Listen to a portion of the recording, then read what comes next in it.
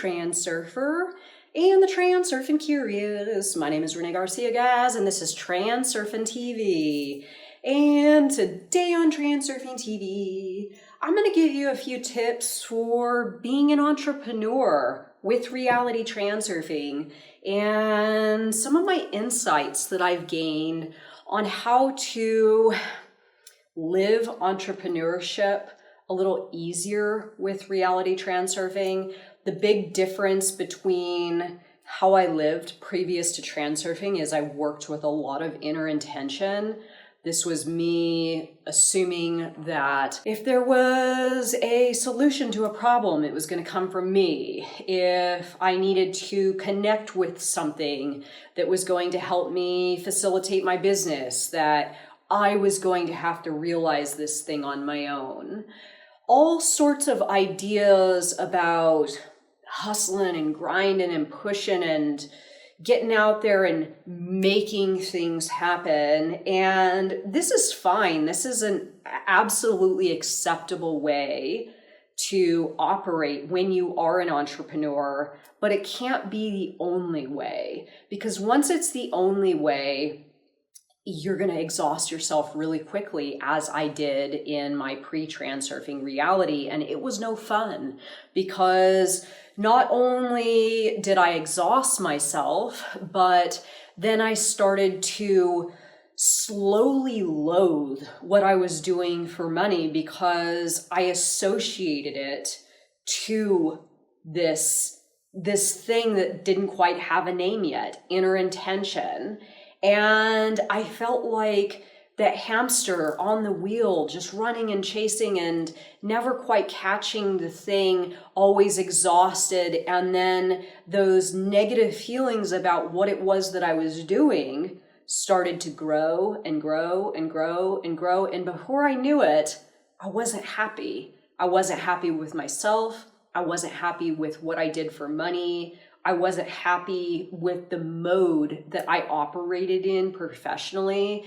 And again, couldn't keep it up.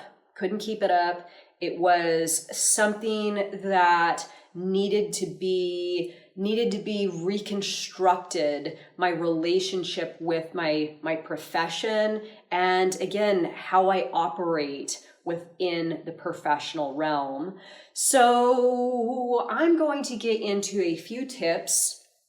These are tips that are my newest insights through the transurfing filter. And hopefully, if you're an entrepreneur, you might gain a little bit of knowledge from something that I say here today. And if you are not an entrepreneur, maybe you will hear something that will help you to see that it's absolutely a possibility for you and your reality. A lot of liberty and freedom in being an entrepreneur and working for yourself.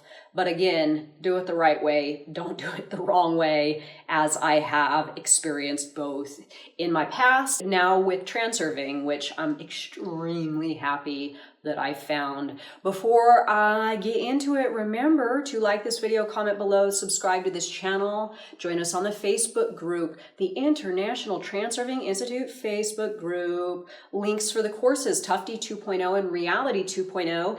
And if you're really looking to improve your stream of income and access some of those higher paths of wealth, we have the new and improved Mo Money course. This is hands down my most popular and effective course. I'm extremely proud of it. This took me 20 years to come up with. This is all my tips and tricks for the past 20 years, and now obviously given to you transurfing style, so you can evolve your relationship with money and have more of it. I will let you know when this course is in fact available.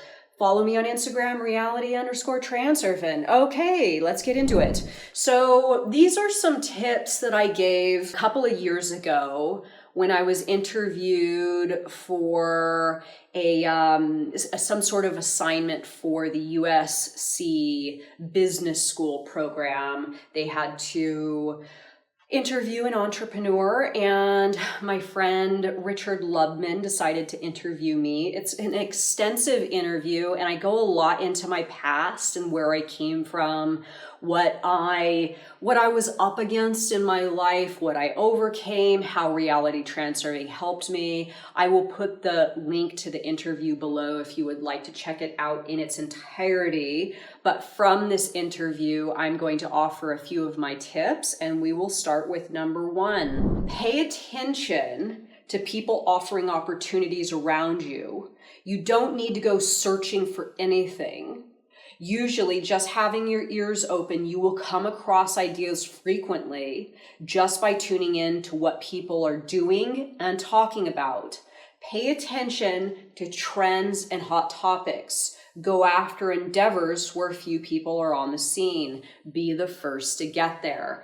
Okay, so this is definitely me, and this is something that I've done my entire entrepreneur life, is I've been able to grasp rather quickly where there is a need for something. So my first business that I started I still run this business to this day, the fine jewelry business. And when I got into it, I very quickly saw that eBay, and this is gonna, really show you how long I've been in this business. When eBay first started, there was a really high demand for luxury goods online, and not that many people were providing these things online.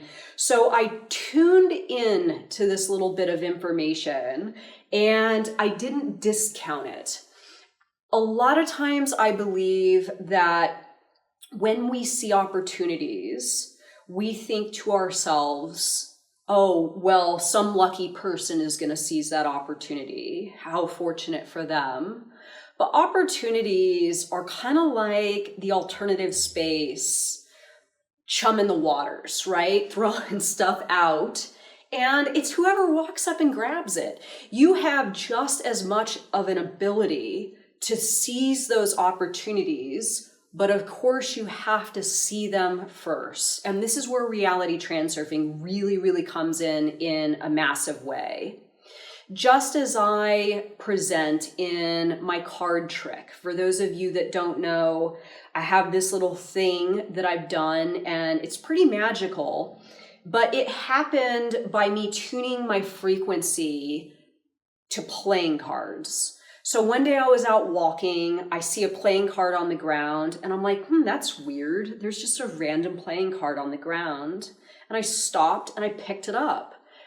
Instantly, I was tuned to that item. I was tuned to that object. I was tuned to that frequency.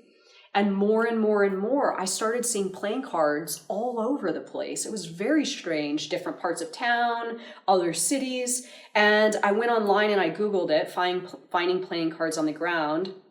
Well, there's actually people that do this, go around and complete entire decks of cards, all of which they found on the ground. So this is reality transurfing in a nutshell. You tune your frequency to something specific, and it will exponentially increase in your environment.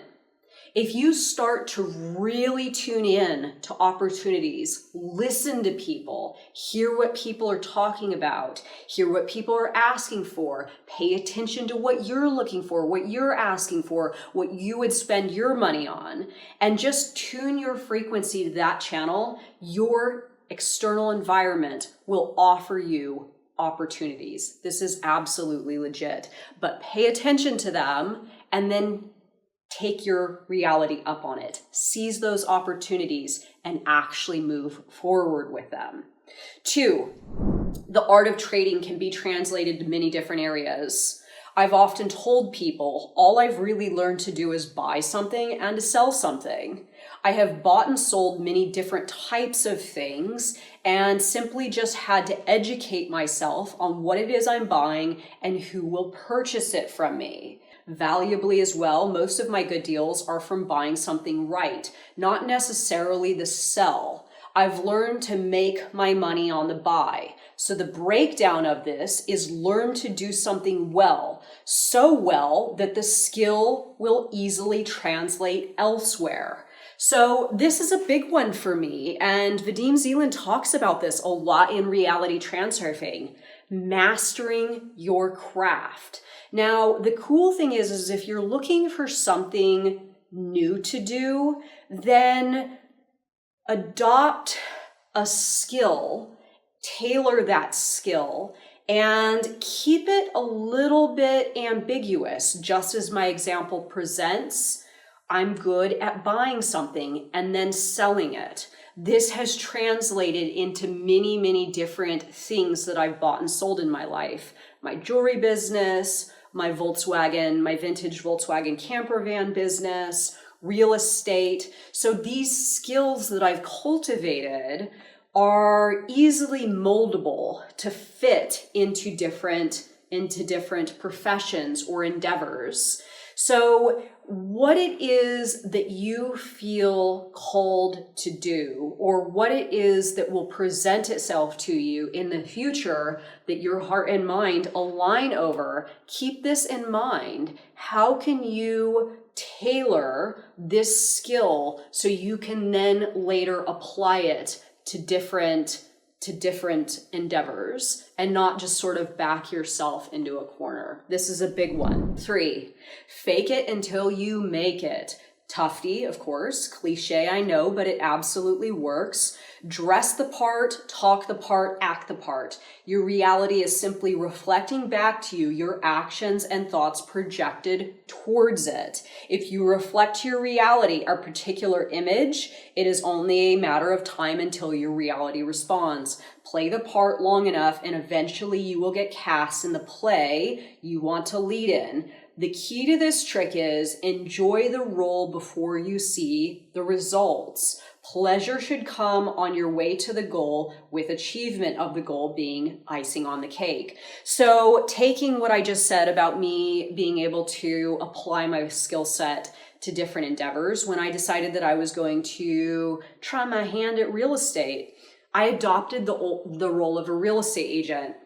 I got cards made, I was taking my test, I was really starting to embody a high-end real estate agent. And when I would go on my walks in the morning, I would go out as real estate agent Renee Garcia, and I would talk to people about real estate, and I would offer my advice and have conversations about what it was they were looking to do. And I enjoyed this role, enjoying the role and moving down those frames. This is really you presenting a higher and better version of yourself within this role that your reality will absolutely respond to. When I finally got my license, I had clients waiting for me because they liked that I was like feeling this. I was really embodying it. I was good to go. I was already there. So it was just like the film reel